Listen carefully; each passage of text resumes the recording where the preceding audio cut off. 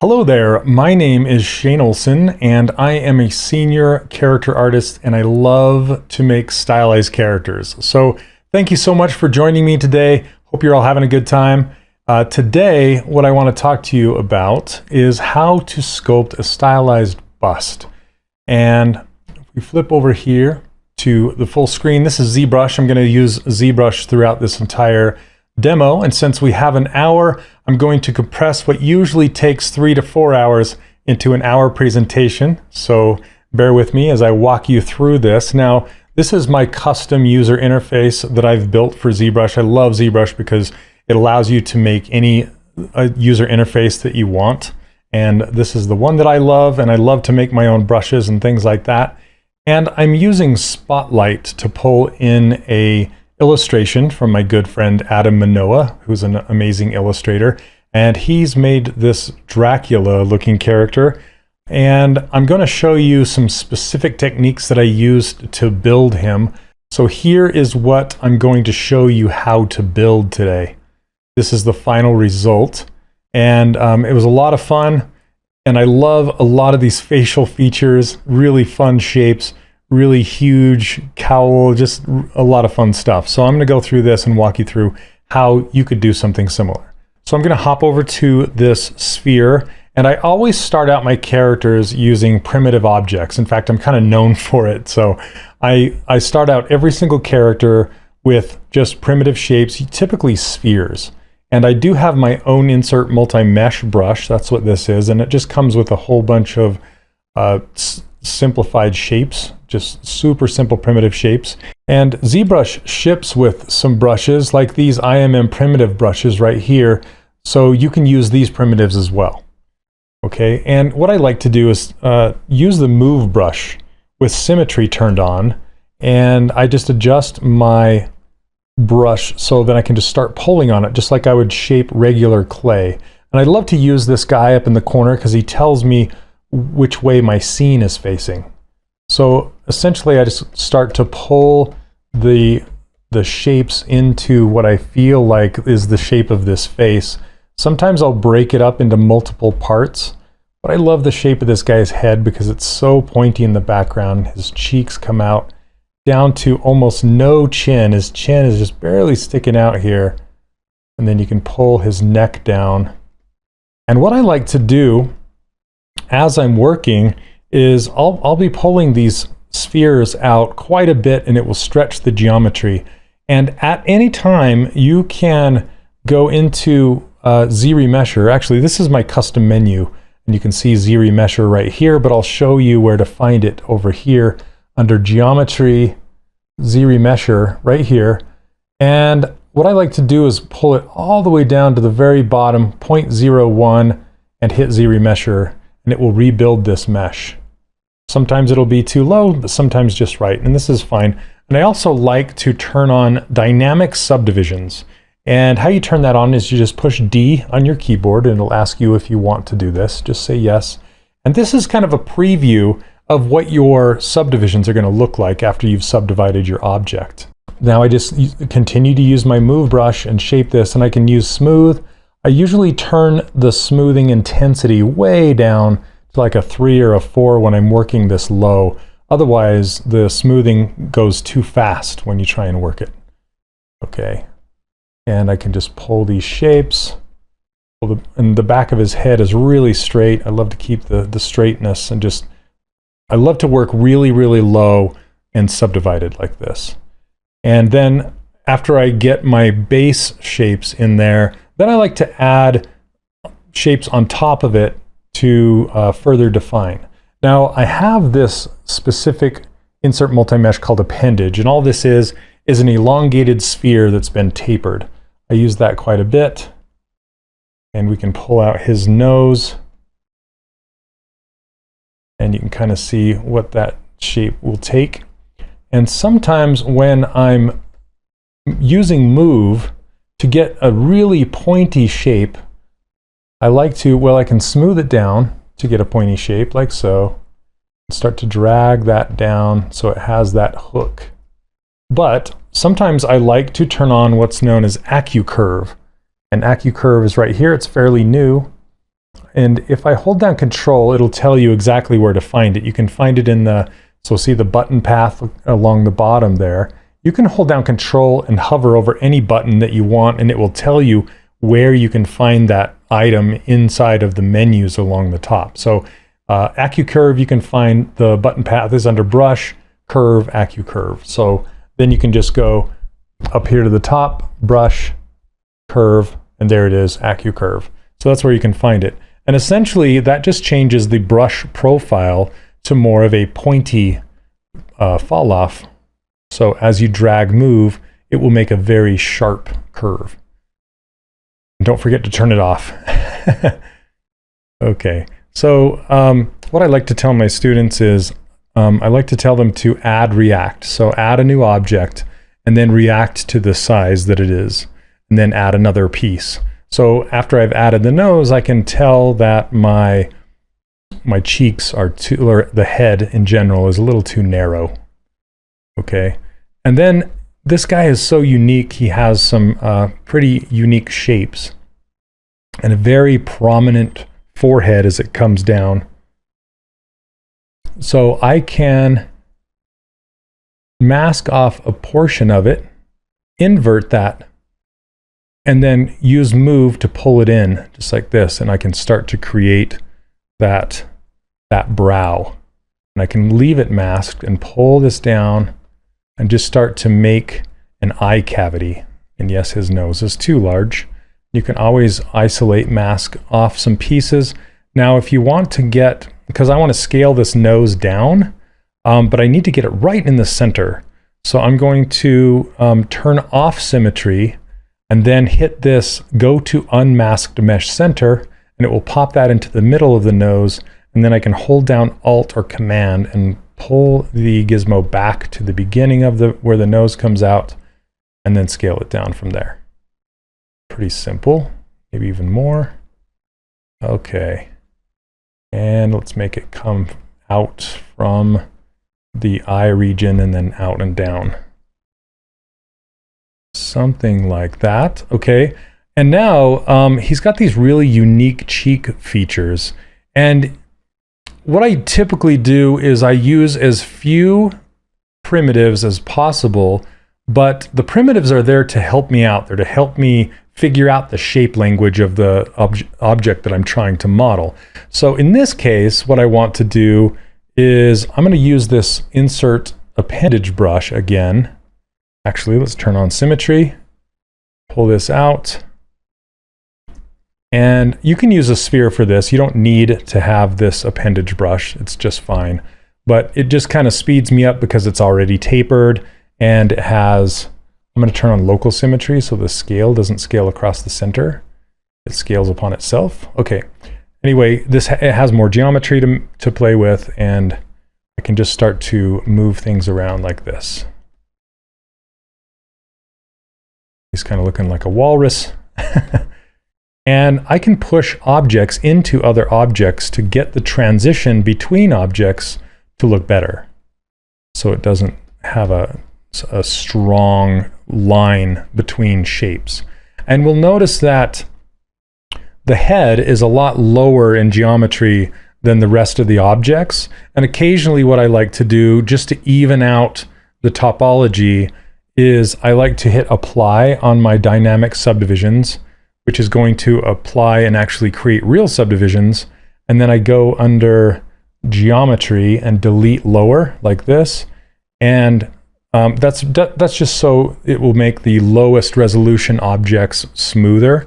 And now I can Z-remesh this at, I'm going to try, let's say 1.6-ish, somewhere in there.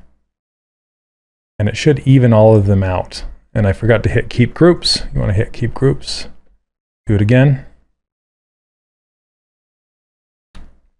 Okay, now they're all even. So the nose, all the little squares are essentially the same size. Okay, and now I can just keep going.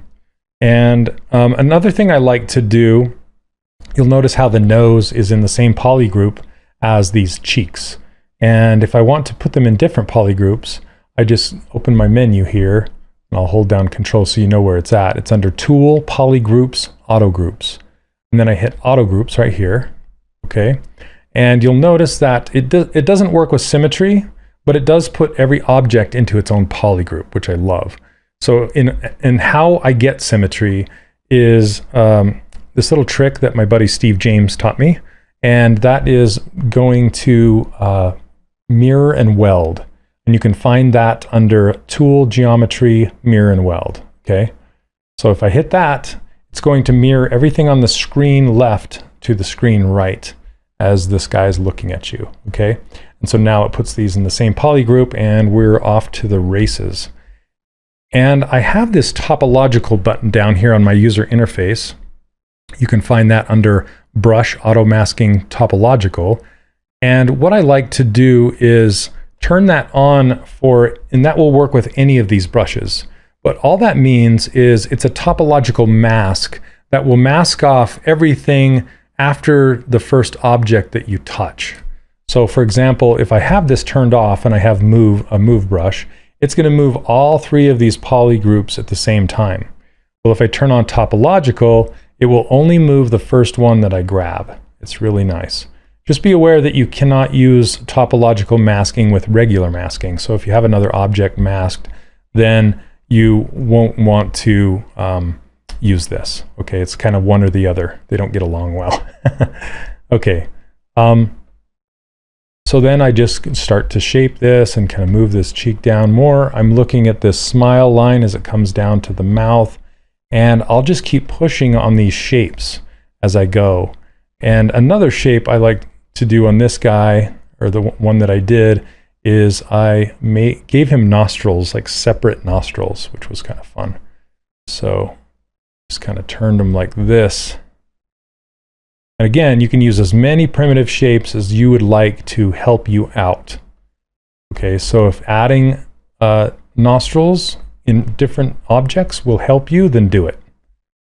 See, now this background is masked off and topological no longer works very well, so you just want to turn that off. And you can use smoothing, move this around.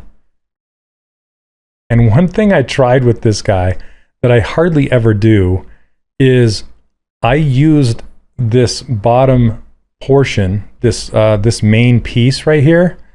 I used that as his top lip, and I brought in an object for his lower lip. I don't normally do that, but for this one I wanted to try it. I don't always do the same thing for every character. I try and figure out what would be the best approach for each character. So one thing that works is, I'm going to turn on dynamic subdivisions, is grabbing this pinch brush, and you can pinch along the top lip like so, and you can push along here and push it in, and it kind of creates this top lip even though it's very low resolution. And then I can go grab a sphere and insert it here, and I can make this sphere be his bottom lips. It's kind of fun. And I'll just drag this around, and I'll show you what my final blockout looked like before I moved on to the next phase. So you can kind of see how this works as his bottom lips, and you can use that pinch brush to kind of come along here and pinch that bottom like so. If I unmask it, you can kind of see what's happening here. Okay, and I'm doing this really quick. If I wasn't doing it quick, I'd be taking my time and measuring and giving it its due diligence. Okay, so I'm going to insert the chin here. Okay, so you pretty much know how to insert objects by now.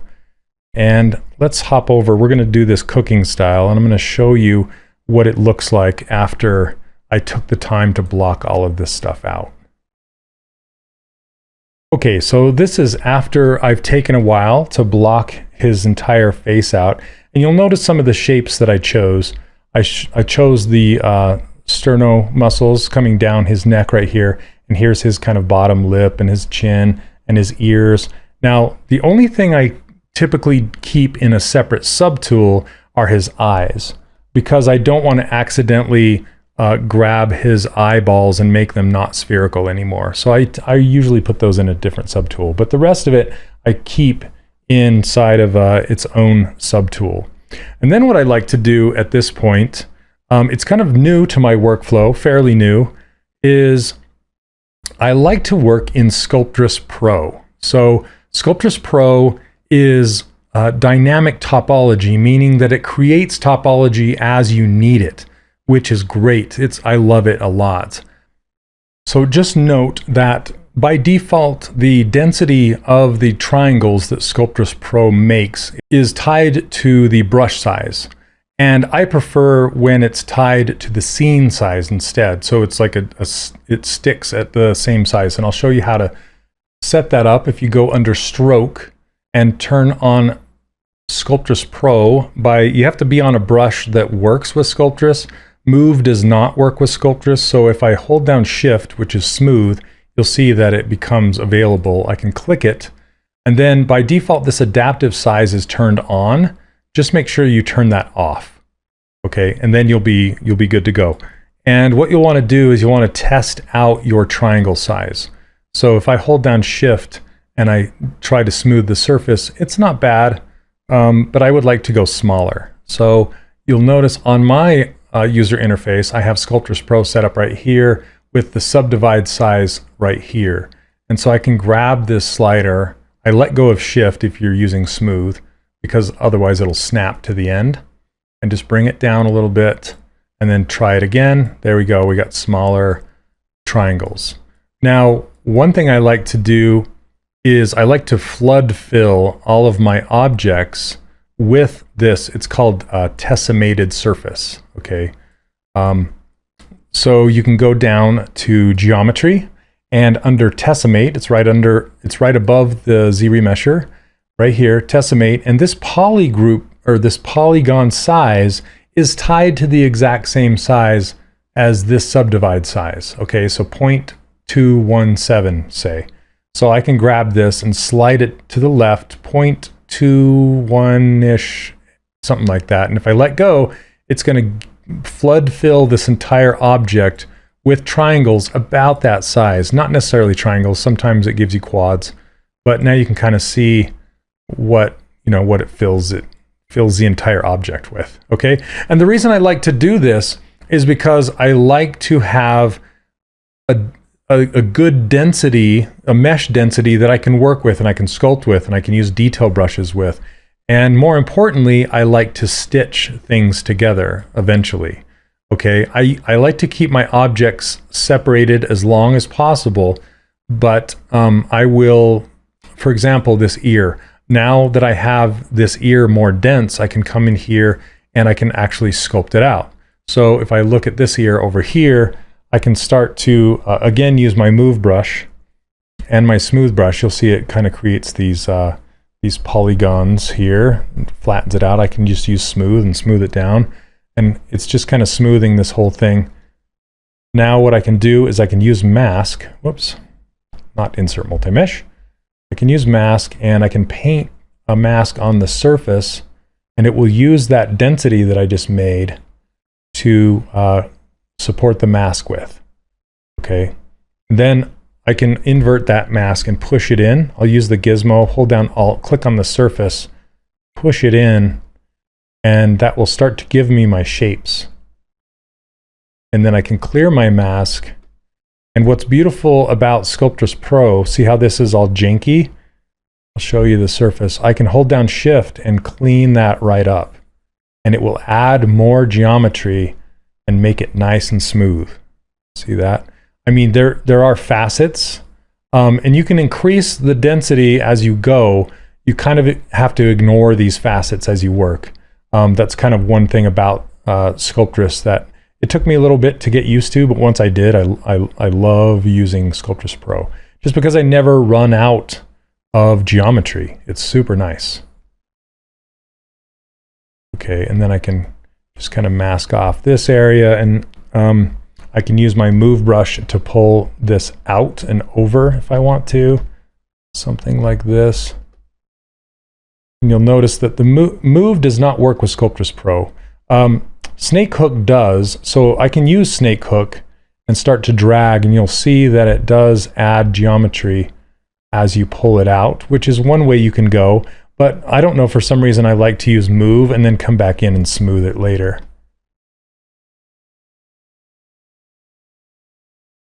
Now at this point, before stitching, I can also come in here and add some details if I want to. Like I can use the pinch brush.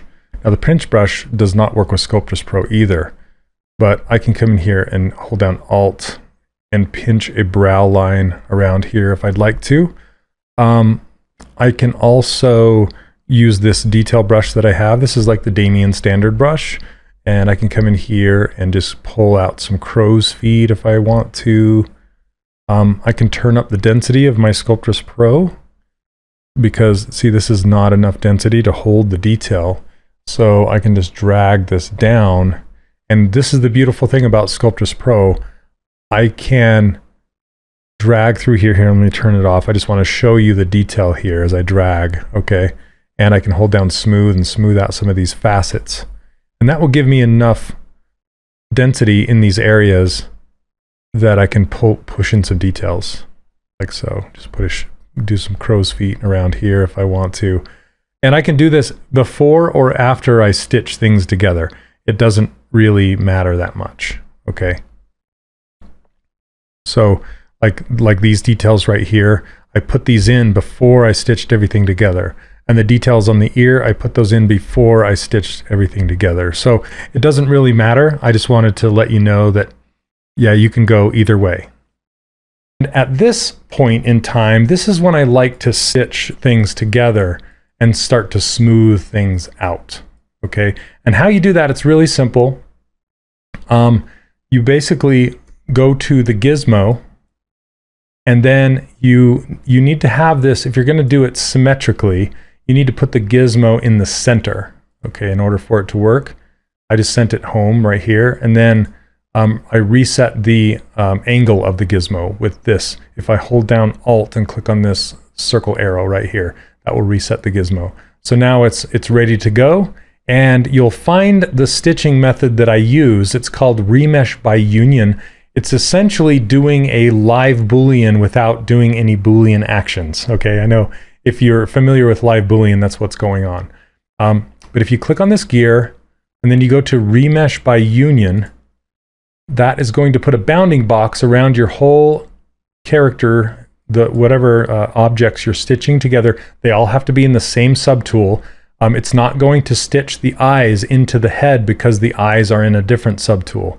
Okay, that's really important. Now, you can check it by turning on your wireframe and turning on your polygroups and going really close, and you can see that the edge has been stitched.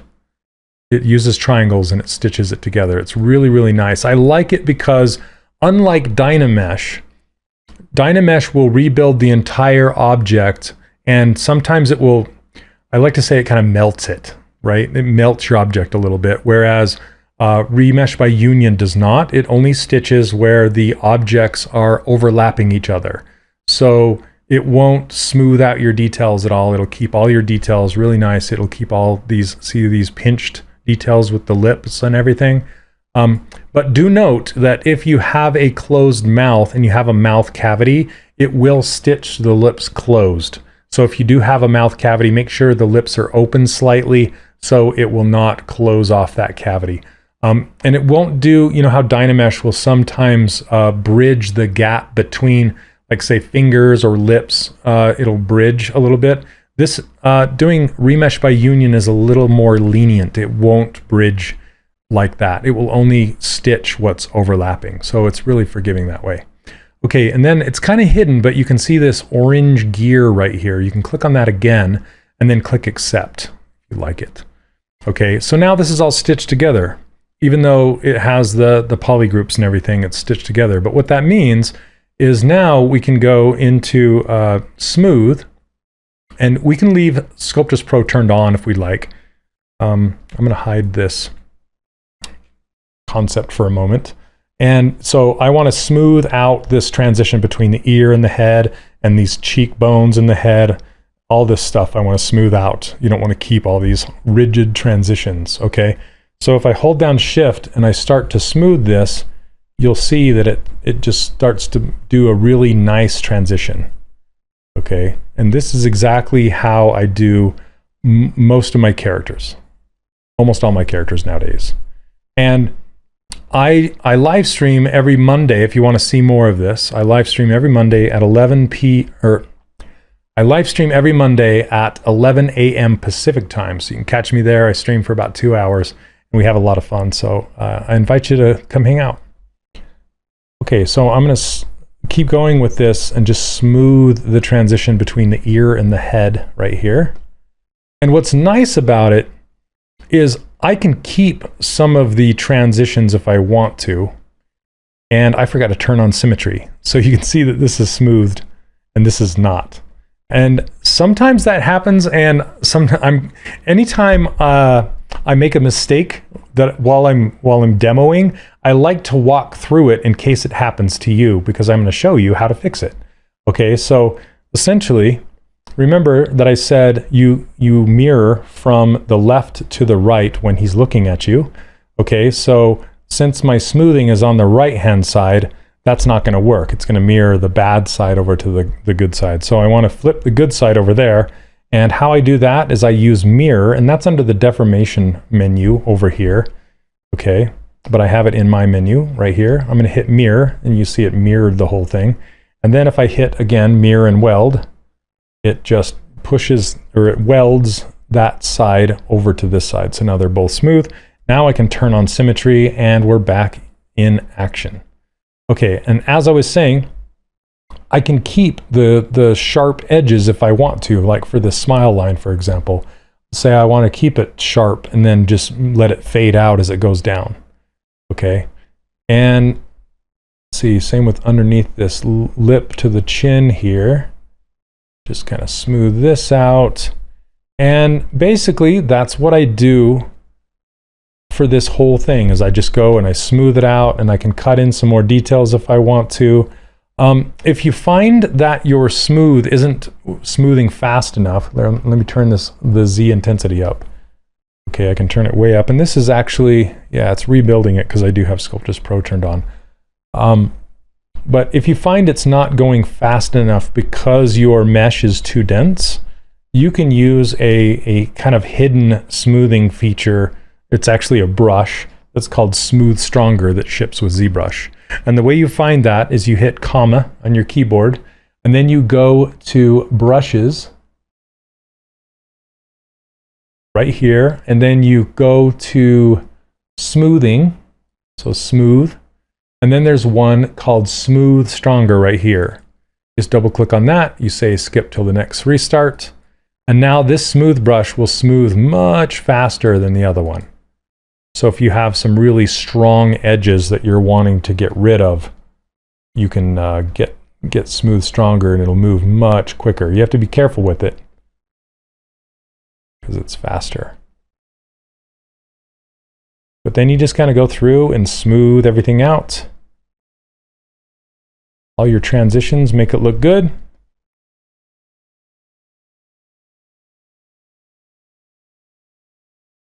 Okay. So after you've smoothed everything out, again, I'm going to fast forward and show you what it looks like.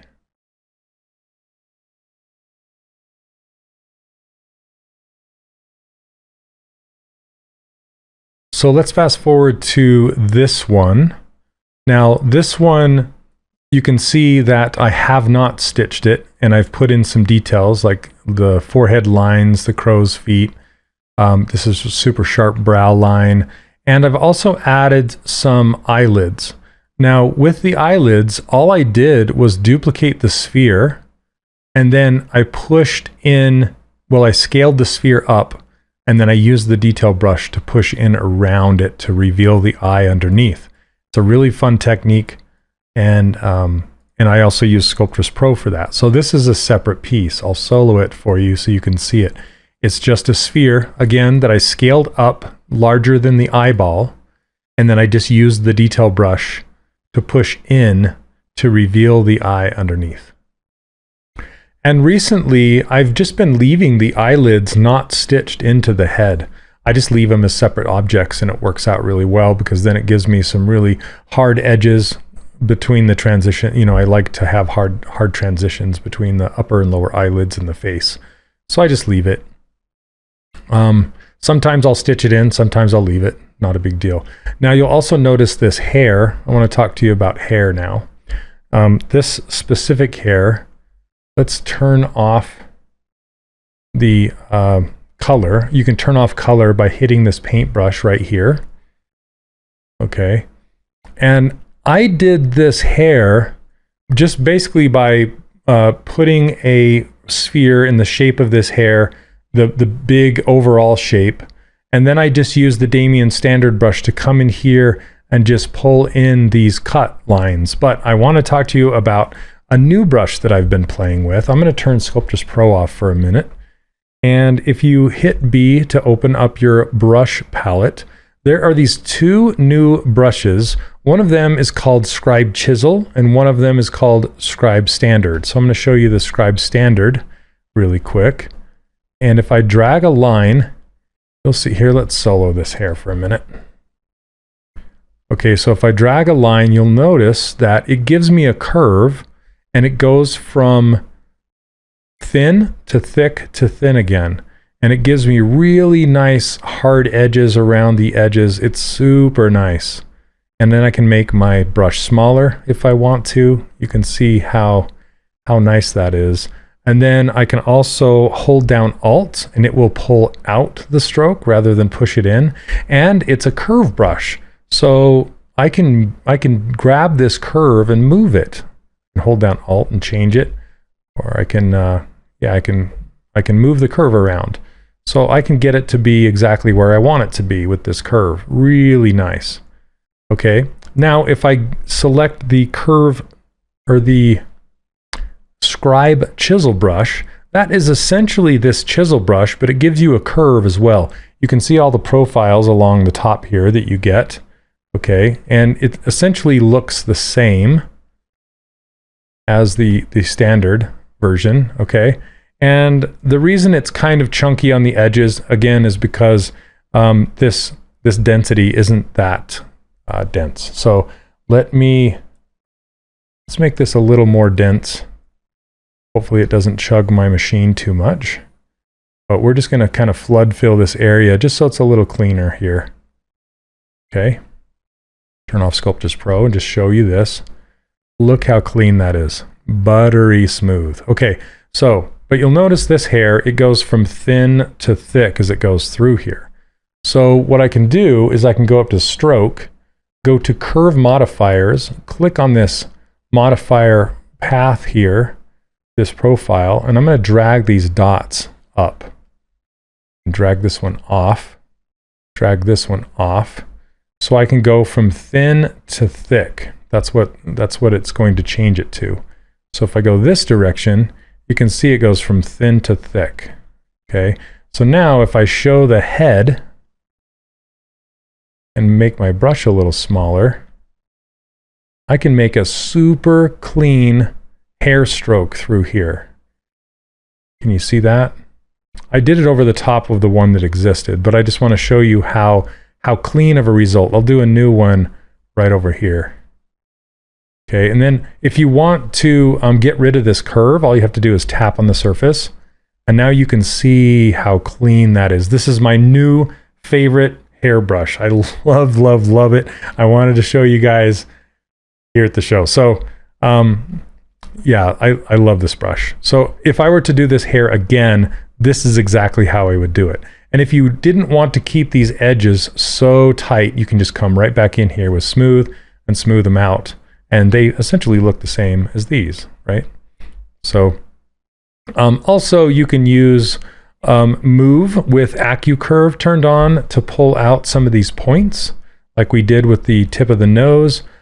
These little pieces back here are just essentially a snake hook brush where I just grabbed it and pulled it out. And you can use Sculptris Pro, turn on Sculptris Pro. Snake hook works really well with Sculptris Pro turned on. You can also turn on Accu-Curve with Sculptris Pro to get an even pointier tip on those hairs, and then you can smooth the base out so it doesn't have this round edge here. So anyway, that's kind of how I did these little points on the edge of the hair here.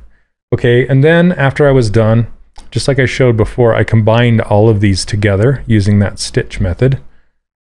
Okay, now I want to show you how I cut up this this cowl in the back, because I use another new brush called Knife Cut. Okay, so we're going to solo this cowl here. Okay, and then I'm going to apply the dynamic subdivisions just so I get more density here. And then I'm going to delete the lower subdivision levels. Okay, so now it's like this.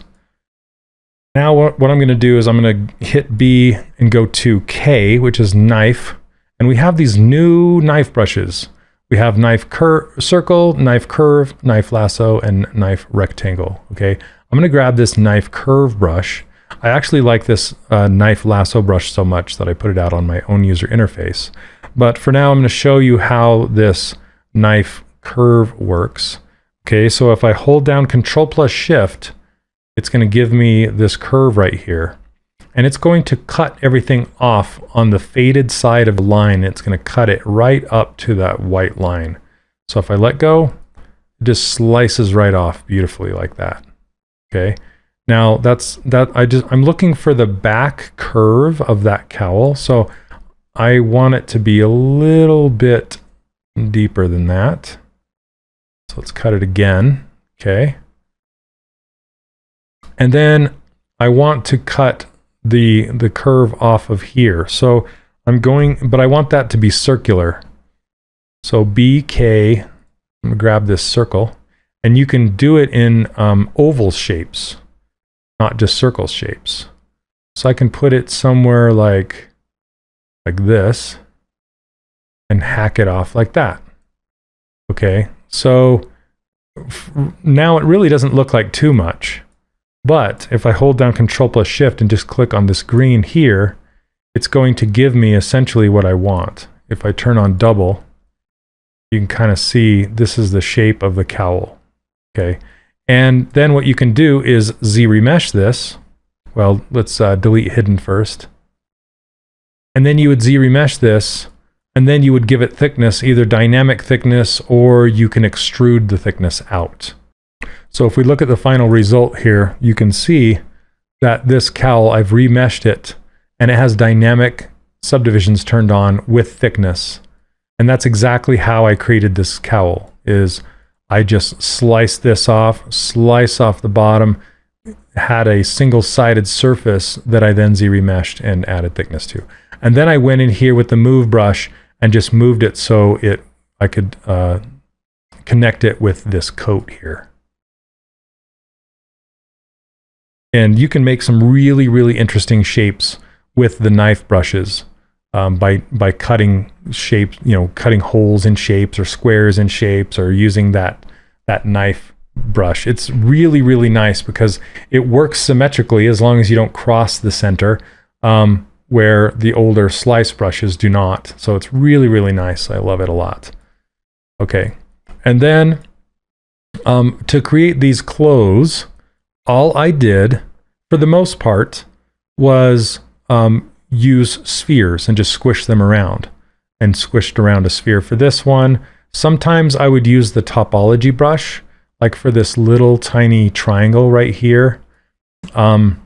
This collar is just a cylinder that I deleted the inside of. So I'll just show you some of that really quick. Okay, so what I would typically do is I would block out the entire body so I'd have one big shape to work with. Let's start with this, and I'm just going to block out one big shape just to show you exactly how I would block out his body. Okay, I'm going to use Split Unmasked Points to put it in its own subtool.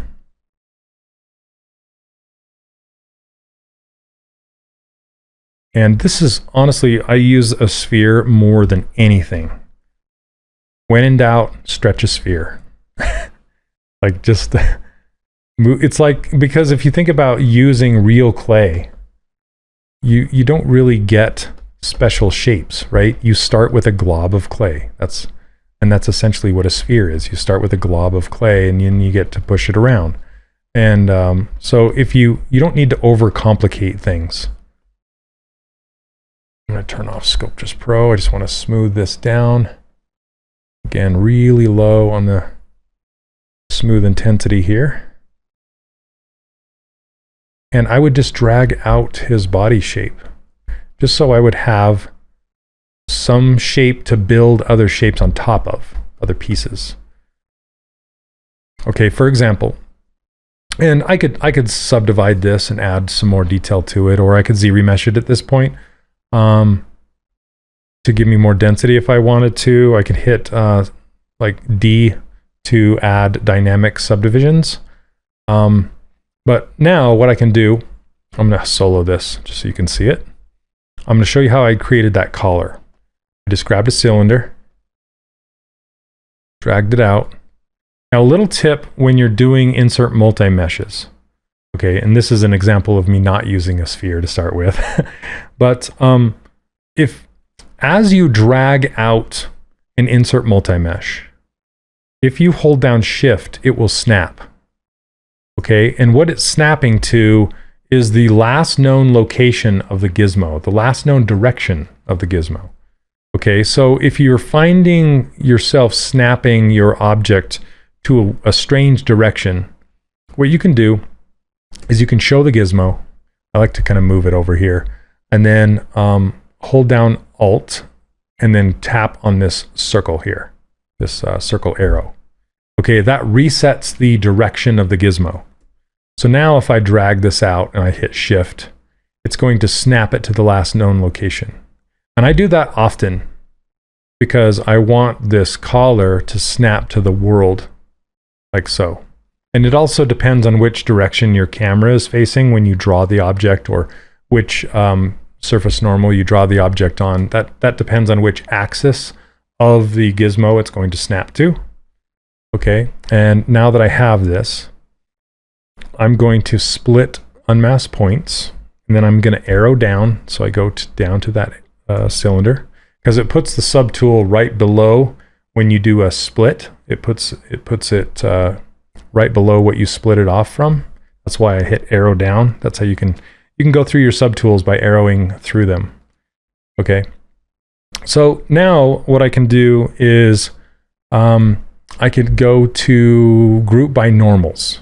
Okay, it is under Tool, Polygroups, Group by Normals. That's where you can find it. And then click on this button. And what that does is it creates new polygroups for any angle past 45 degrees. That's what I have currently set. That's what it's set to by default. See how it says 45 maximum angle tolerance. And you can change that. But the reason I wanted to do that is because now I can hold down Control plus Shift and tap on this polygroup, tap on it again to hide it, go to the bottom, tap on this one to hide it, and now I can hit Delete Hidden, and now I just have a single-sided surface. And I can just hit D for dynamic, and this already had thickness turned on, but thickness is, well, let me show you where it actually is in the geometry menu. Under Dynamic Subdivisions, under Dynamic, you'll find thickness right here. And so you can just click on this and drag it up, and you'll start to see it adding dynamic thickness. Now this is just a preview. This isn't the final product. This is just what it's gonna look like after you actually apply it and add real subdivision levels. Okay, so this is essentially how I make collars or the ends of sleeves or anything cylindrical that has thickness. I'll do it like this. And now I can go in with my move brush and move it around and adjust it. And I can also go into my, if I turn dynamic off, this is what we're really dealing with, is the cylinder right here. I can go into my Z modeler and insert some edges if I want to add a little more density in here and make these square, then hit D. And that way I can use my move brush to then, like, say if I wanted to add it, you know, make it squish in like this, or pull out on one direction, whatever I want to do, I have the density in there that I can then adjust things. or if I wanted to pull it up in the back, you know, give it some life instead of making it look like a really rigid cylinder. Okay, and that's essentially how I would make this. And then I'd go in, of course, and adjust it, align it to his neck, something like this. Okay, now as far as making like making this bow tie, for example, again, I would just stretch out a sphere. So if I make, I'll just show you how I made it. I just get a sphere, insert it like this, snap it,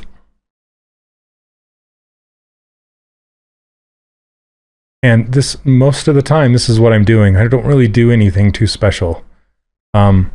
You'll see a lot of people use tons of tips and tricks with ZBrush, and it's loaded with them, and I use them often, but for the most part, it's mainly just insert primitives and using the move tool, the move brush, and the gizmo.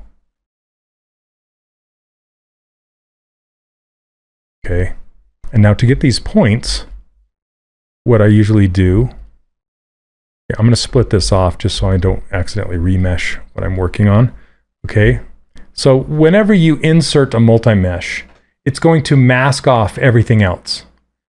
And I use that to my advantage because I typically will want to split that object off from the rest of the object so I don't accidentally manipulate them. So what I can do is I can hit this split unmasked points, and that does exactly what it says. It's going to split anything that's not masked into its own subtool. Okay, so I'm going to arrow down, and now I'm on this bow tie, and I can kind of push it together, and I can pull these out. Again, remember, we have Accu-Curve to make them pointier. I can pull this one out to make it pointier. I can subdivide it, Control D. We'll add a real subdivision level, and then if I hit delete lower, it will give me more density. And that's essentially how I made this. And if I want to push in, I can use a cloth brush to push in some, let's turn on dynamic smoothing. I'm going to turn thickness off. And then I can just put those little cloth things in there like that. And there you have it. That's essentially how I made that. It's not too crazy. It's pretty close. And the buttons are just spheres that I inserted. Okay. I'm going to delete this. And I'm going to delete this. And then for these, I'm just going to, the last thing I want to show you is the Topology Brush. Okay. So the Topology Brush, and I have transparent turned on if you didn't know that. But let me show you. So this coat, this body is Sculptris mesh, and a Sculptris mesh is really good to draw on top of with a Topology Brush. I'm going to get rid of this bow tie too. Okay, so for example, like these little triangles, what I'll typically do is I will, and I probably drew these on top of the cylinder behind it and then pulled them out. Okay, I'm just going to show you like, and I probably did the same thing with this one right here, and the same thing with this long straight piece right here, and the same with this piece right here. I did all of these using the method that I'm about to show you, which is the Topology Brush. Okay, now the Topology Brush you'll find in your brushes. It's just called Topology. Okay, and you'll want a either permanent or temporary object to draw your topology onto, and then you'll be able to split your object away from it so it creates a whole new object. Okay, and I like to use a small brush and start to draw my lines like this, and it will draw a curve. And you'll notice this curve has black and orange little ticks, and it has this red dot and this white dot to start and end with. Okay, and how Topology Brush works is you basically draw squares. Okay, and everywhere you make a square, it's going to make a orange quad. Okay, and you can also make triangles like this, and it'll make a red triangle. You can do that. I typically avoid it, but sometimes I will make triangles. Okay, but you'll notice what I'm doing. I'm not going from drawing from line to line and letting go, because sometimes it will either give me multiple little green dots or it won't give me any at all. Okay, so what I usually like to do is draw through and across those lines, because what's going on is it's using these little ticks, where they meet. That's where it's trying to put the green dot. Okay, and just know that the lines don't matter. Only where they cross matters. And I'll prove that to you right now. So I'm going to go through here and then make this crazy line and then go through this side. And you'll see it still makes a quad. The only thing it cares about is where the lines cross. Okay, now of course you don't want to actually do a line like that, but what I'll do is I like to overlap my lines like this and then draw my geometry as I go down. Okay, and it doesn't need to be perfect, because you can go back and edit it with the move brush or whatever you want to do. Okay, if you want to continue a line, you just hover your cursor until it turns green and then pull that line out, and that will extend it. Okay, so I can extend all of these lines if I want to make another row, and I can go like this, and it makes quads.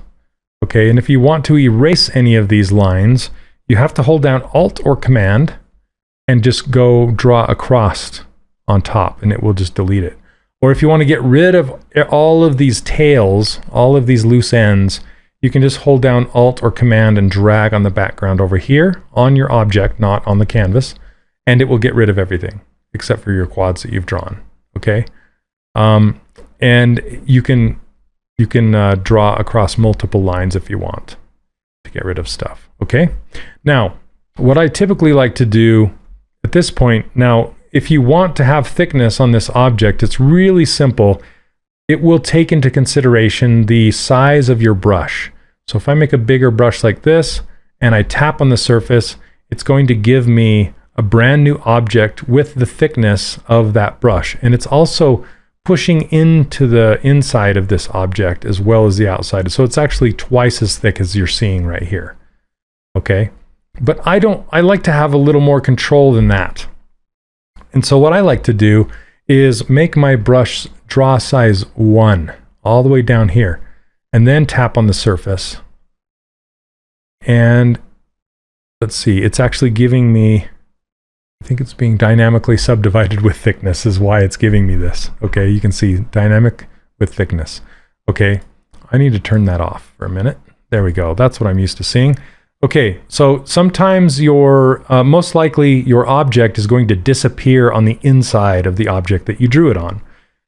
And what we're going to do is it will mask off all the other objects except for the new one that you created. So you can click on Split Unmask Points right here, and then arrow down again, and now we're on our new object. Okay, so this is what it looks like. And again, we can go into our Move brush and edit all these points and push them around and straighten them out if they're a little bent and stuff like that. We can smooth it, but we have a single-sided surface that now if we want to, we can add dynamic thickness to. So I hit D and it added dynamic thickness. And if I don't want to keep these creases, so by default it will add creases, I can just hit Uncrease All and it will take those creases away and make it smooth. And so we have this really nice smooth object. And you can still see some of the facets in here, and it does round out these edges. If you want it to be a little smoother, you can go to the, here, let me show you where it's at, under Geometry. You can go under this Smooth Subdiv right here, but it's default 2.